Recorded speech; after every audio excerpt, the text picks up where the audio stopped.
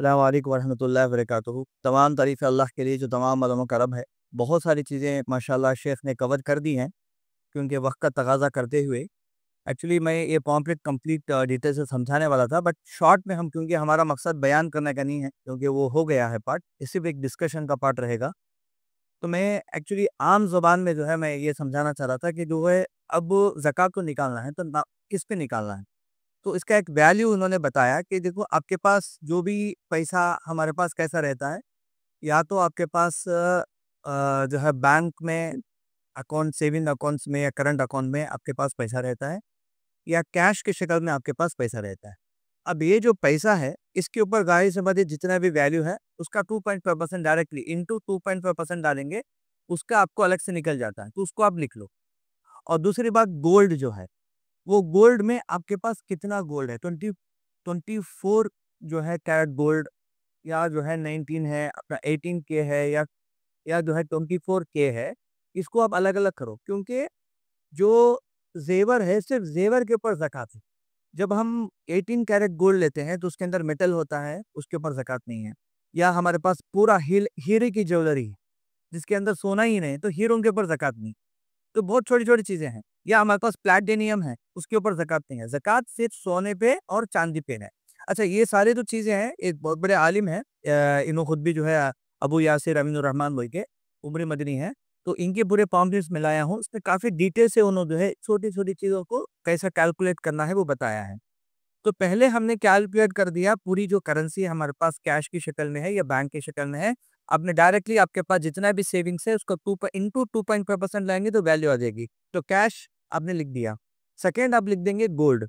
अब गोल्ड में जो है आपके पास ज़ाहिर-सी बात है बिस्किट वगैरह लोग रखते नहीं हैं। अगर बिस्किट है तो ज़ाहिर-सी बात है 24 डायरेक्टली कैलकुलेट करो। आज का रेट जो है 8800 इंटू 2.5% जो वैल्यू आएगा इमीडिएटली आपने बाजू लिख दिया। नहीं, अब ज़ाहिर-सी बात है लोगों के पास उतना डायरेक्टली बिस्किट्स वगैरह की शक्ल में नहीं रहती, तो वो 22 कैरेट शक्ल में रहती है।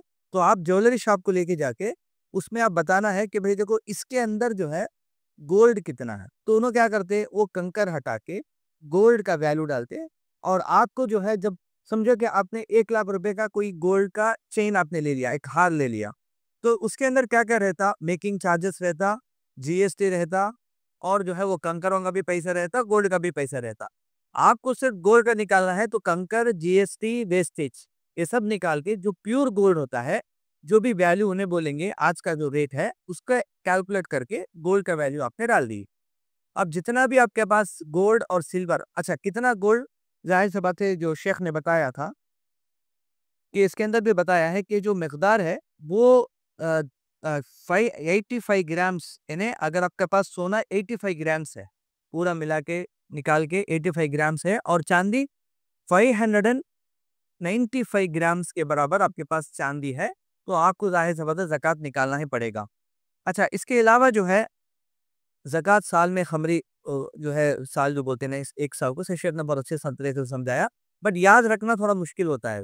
मतलब साल टू साल हमें रमज़ान में याद रहता है, मगर वो ज़कात आप जो है इंस्टॉलमेंट के बेस पे भी आप निकाल सकते हैं। समझो कि आपको पूरा 3 लाख रुपए आपको 1 साल का ज़कात निकालना है, तो आपने एडवांस में भी आप निकाल सकते हैं। समझो कि आपके पास कोई भी मसाकिन आ गया, 10,000 रुपीज़ आपने उनको शादी के तौर पर दे दिए और आप लिख लिए। आप उनको नहीं बोलना कि अब रमज़ान में हो कब आपको मदद करूँगी, या कोई हॉस्पिटल बीमार है, 50 रुपए आपने दे दिया तो आप लिख लो। तो लिखते हुए पूरा आप रमज़ान तो रमज़ान आप कैलकुलेट कर लो। इससे 2 फ़ायदा होगी कि भई जो शख्स की जो ज़रूरत है वो भी पूरी हो जाएँगी, और आप जो रमज़ान में करेंगे आपको जो है वो कैलकुलेट करने के वक़्त में आपको जो सवाब है इंशाअल्लाह ताला वो भी मिल जाएगा। अच्छा, इसके अलावा जो है अगर समझो कि ज़राअत होती है, कल्टीवेशन करने से, कुछ लोगों को गन्ने के हैं और जो है कोकोनट्स के बागात, सारी जो चीज़ें कल्टीवेशन जहाँ पर आता है, लोग पोंगल के दिन क्या करते हैं, कल्टीवेशन करते हैं और वो ईद मनाते हैं। पोंगल एक्चुअली जो है इस वजह से खुशी मनाते हैं। तो ये कल्टीवेशन अगर आपके पास साल में 2 बार हो रही है तो 2 बार आपको ज़कात निकालना पड़ेगा, या आपके पास 3 बार हो रही है तो 3 बार ज़कात निकालना पड़ेगा। इस कल्टीवेशन का जो वक़्त होता है, एग्रीकल्चर का जो है, उसके अंदर साल में 1 बार आपको निकालना नहीं है, बल्कि आपको 2 मरतबा हो रहा है तो 2 बार, 3 मरतबा हो रहा है तो 3 मरतबा, या साल में आपको हुआ ही नहीं, आपको ज़रूरत नहीं है, निकला तो निकालेंगे, अगर नहीं है तो उसके ऊपर उसकी ज़रूरत नहीं है। इसके अलावा जाहिर सी बात है हमारे पास जो गोल्ड फॉर्म रहता है वो औरत के पास रहता है, मर्द के पास तो रहता नहीं। तो हम पूरा गिफ्ट किसको देके रहते हैं? औरत को देके रहते हैं, बीवी के पास रहता है। तो एक्चुअली वो मालिका और मिल्कियत उस औरत की है। तो उस औरत को निकालना है जिसके पास मिल्कियत है। हाँ, उनके पास नहीं है, वो सिर्फ़ नाम की मिल्कियत है, एक्चुअल भी मिल्कियत आप हैं, तो ज़ाहिर-सी बात है आपको उसका ज़कात अगर निकाल देंगे तो आपकी जो पॉकेट मनी से निकाल देंगे वो उसका वैल्यू से तो निकल जाएगा। ये कुछ लोग ऐसे हैं कि लेडीज़ जिनके पास ज़ाहिर-सी बात है सिर्फ़ गोल्ड है, हस्बैंड नहीं है, कोई निकालेंगे नहीं, तो उनके पास आमदनी कोई भी चीज़ नहीं भी है कैश, तो जो गोल्ड उनके पास ऑलरेडी रखा हुआ है, उस गोल्ड के अंदर जो भी वैल्यू आती है 2.5% का जो वैल्यू का जो गोल्ड एक अंगूठी या जो भी बैंगल एक बेच के जो आ रहा है उसको आप दे देना है। अच्छा, गोल्ड को गोल्ड की शक्ल में भी दे सकते हैं, कैश को कैश की शक्ल में दे सकते हैं, ज़रात को ज़रात की शक्ल में दे सकते हैं। समझो कि आपके पास बहुत ज़्यादा गन्ना है, गन्ना निकला है तो 2.5% का जो वैल्यू ऑफ गन्ना है वो भी आप दे सकते हैं। या गोल्ड आपके पास नहीं है, 2.4% का जो गोल्ड है वो गोल्ड भी आप दे सकते हैं या कैश भी दे सकते हैं, जिस फॉर्म में उसको निकलता है आप उसको दे सकते हैं। मगर ये जो क्लियर अगर मैं बताना हो तो ये जो मदरसों का जो मसला वगैरह जो शेख ने बताया, असल में हम क्या समझते हैं कि हम ज़कात उनको दे रहे हैं, मगर जो कैटेगरी अल्लाह सुब्हानहू व तआला ने 8 लोगों की बताई है उसके अंदर मदरसा नहीं आता। अगर मदरसा आपको देना है तो सदक़ात में, आप खैरात में, आप दिल भर के मदरसा को डोनेशंस की शक्ल में आप दे सकते हैं।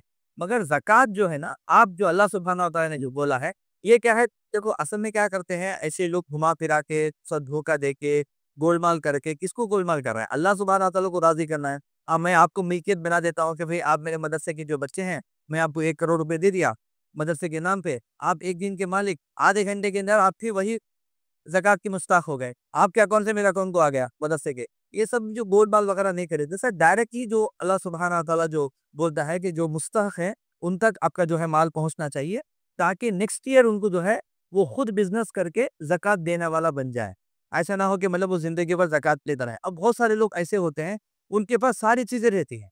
समझो कि गोल्ड भी होता है, उनकी बच्ची की जो शादी है, उसके अंदर 4 या 5 लाख रुपए का जो है जहेज़-वहेज़ सब बना के रहते हैं। बट फिर भी जो है हम क्या समझते हैं वो गरीब हैं, उनको जाके ज़कात देते हैं। तो फिर एक मर्तबा कन्फर्म कर लेना चाहिए कि भई उनको जो है ज़कात ज़रूरत है नहीं। इसी तरीके से जानवर वगैरह जो होते हैं, अब जो जानवरात हैं, तो उसकी वैल्यू बताई गई, इसलिए मैं वो पढ़ देता हूँ इंशाल्लाह, कि अगर जो है जिन जानवरों में ज़कात फ़र्ज़ है, वो ये है कि ऊँट, गाय, ने भेड़, ने बकरियाँ मुकर्रर निसाब को पहुँच जाएँ और इस पर 1 साल गुज़र जाए, तो इसका जो हिस्सा जो चरवाते हों, वो गैर हामिला हो, तो इस पे जो है करना चाहिए।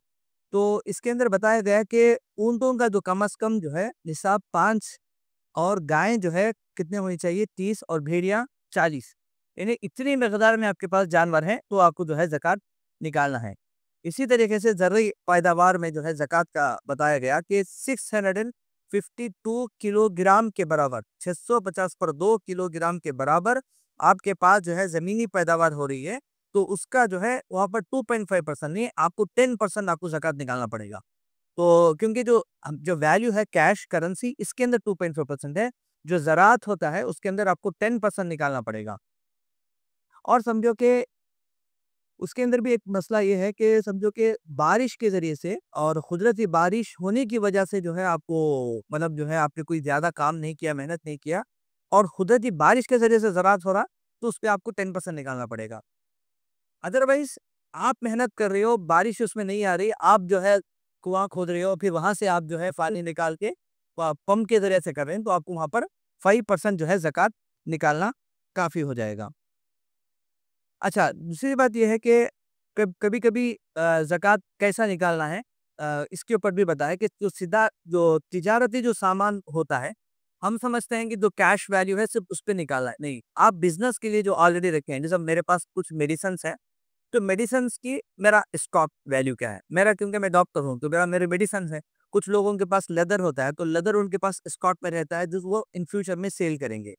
इसी तरीके से गोल्ड वाले भी जो होते हैं, उनके पास भी स्टॉक गोल्ड होता है, ताकि सेल करने के लिए। जो तिजारती सामान के माने जो आप सेल करने वाले हो, तो वो तिजारती जो सामान रो रखा हुआ है, उसमें जो है आपको ज़कात निकालना है।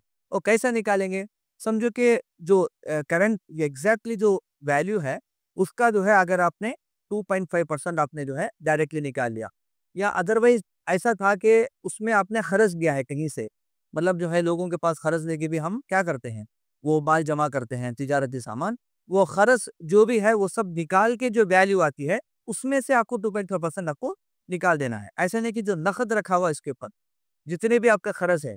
अच्छा, कभी-कभी क्या होता है, जो रेंट वगैरह जो हमारे पास जो लेते हैं, कंटिन्यूअसली जो रेंट लेते हैं, अगर वो रेंट रुकता है 1 साल तक, तो 1 साल के बाद उसके ऊपर 2.5% जो है, वो ज़कात आपको अदा करना है। अगर समझो कि अ, वो खर्च हो जाता है, उसी वक़्त खर्च हो जा जो चीज़ माल खर्च हो गया, उसके ऊपर ज़कात नहीं। जो आपके पास स्टॉक है, उसके ऊपर जो है आपको ज़कात देना पड़ेगा। अच्छा, फिर शॉर्ट में मैं आपको ख़त्म कर देता हूँ ये सारी चीज़ें। किसको देना है और जो है कैसे देना है, वो सारी चीज़ें काफ़ी डिटेल से, ये पॉम्पलेट खुद मैं दे दिया हूँ क्योंकि वक़्त हो गया है। तो ये बात इतना ही है। अगर इसके अंदर कुछ हम मतलब समझो कि डिस्कशन में लाना चाहते हैं, तो उसमें से कुछ पॉइंट्स कर सकते हैं। अदरवाइज़ इसी के अंदर तकरीबन सारी चीज़ें कवर की गई हैं और शेख ने भी काफ़ी अच्छी बातें बता दी, तो मैं और ज़्यादा आप लोगों का वक़्त नहीं लेना चाहता। व आखिर दवाना अल्हम्दुलिल्लाहि रब्बिल आलमीन।